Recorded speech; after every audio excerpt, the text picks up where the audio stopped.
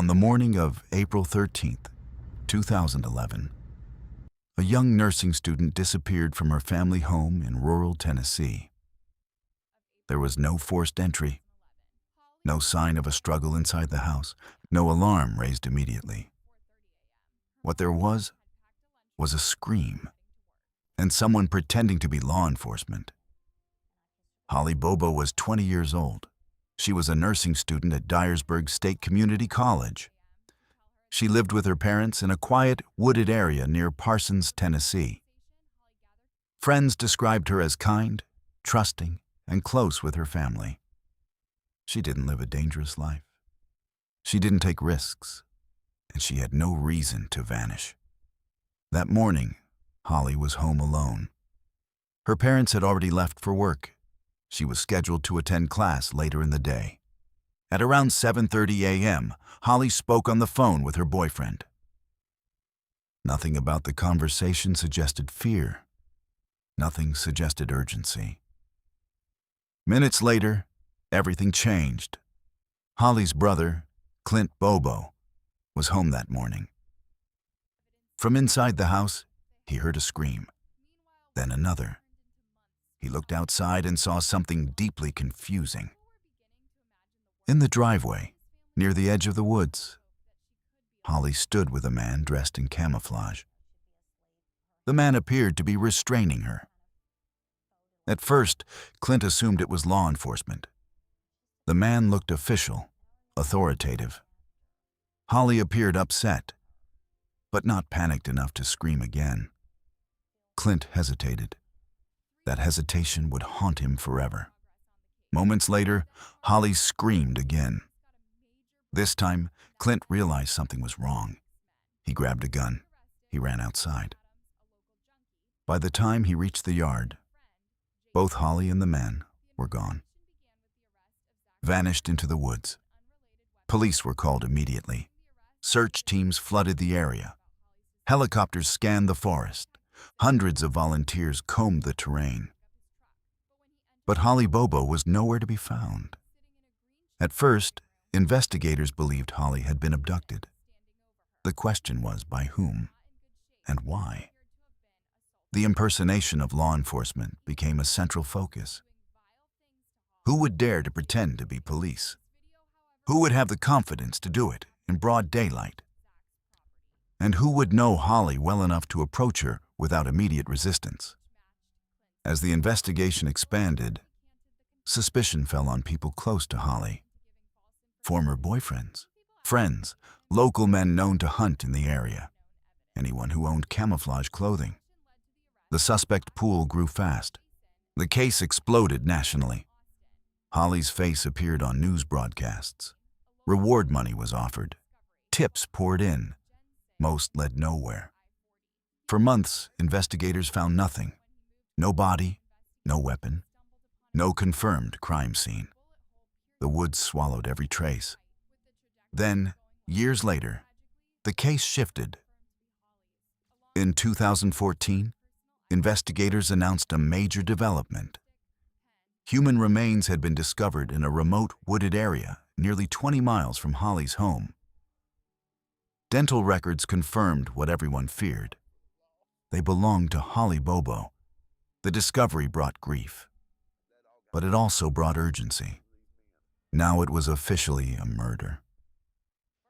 Investigators reopened old leads, re-examined witness statements, and focused on a group of men whose names had surfaced repeatedly. At the center was a man named Zachary Adams. Adams was a local man with a history of drug use, violent behavior, and erratic conduct. Multiple witnesses claimed Adams had bragged about abducting a woman. Others said he had admitted involvement. Adams denied everything. But investigators weren't finished. They uncovered testimony from multiple individuals who placed Adams near Holly's home that morning. They found statements describing a plot, a plan, a crime that had spiraled out of control. According to prosecutors, Holly had been targeted. She had been abducted by men who believed she was connected to drug activity through someone else. That belief was wrong. fatally wrong. The theory was chilling. Holly wasn't kidnapped for ransom. She wasn't targeted randomly. She was taken because someone thought she knew something. Something she didn't. Witnesses testified that Holly had been assaulted and murdered shortly after her abduction. Her body was disposed of in the woods. Her remains scattered over time. The trial was long, complex, controversial. Prosecutors relied heavily on witness testimony. Many of the witnesses were criminals themselves, drug users, felons, people who had made deals with the state. The defense attacked their credibility. They argued the case was built on unreliable testimony. They pointed out the lack of physical evidence. No DNA, no weapon, no direct forensic link. But jurors were confronted with one undeniable reality. Too many people told similar stories. Too many details overlapped. And too many admissions had been made. In 2017, Zachary Adams was convicted of kidnapping, rape, and first-degree murder. He was sentenced to life in prison. Other men were also convicted for their roles. Some for facilitation, some for lying. Still, controversy remains.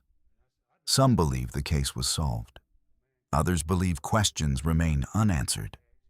The lack of physical evidence continues to fuel debate. What is not debated is Holly Bobo's fate. She was taken from her home in daylight by someone she didn't immediately resist because she believed she was safe. The impersonation of authority played a crucial role. Experts note that victims are far more likely to comply when they believe law enforcement is involved. That illusion bought the killer time and control. Holly Bobo trusted the appearance of safety. She trusted the setting. She trusted that someone wouldn't harm her in her own driveway. That trust cost her life. Her case is now cited in discussions about impersonation crimes, about rural vulnerability, about how quickly danger can override instinct. Holly's family continues to live with unanswered questions about the moments after she disappeared, about whether intervention could have come sooner, about whether hesitation changed the outcome. Clint Bobo has spoken openly about the guilt he carries.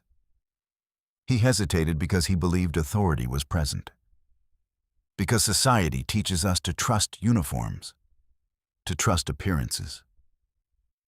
Holly Bobo didn't walk into danger. Danger walked into her life, wearing camouflage and confidence. Her story is not just about murder. It's about deception, about how easily safety can be faked, and how quickly trust can be weaponized. Holly Bobo was a nursing student, a daughter, a sister. She wanted to help people. Instead, she became a reminder that danger doesn't always break in. Sometimes, it asks you to come with it.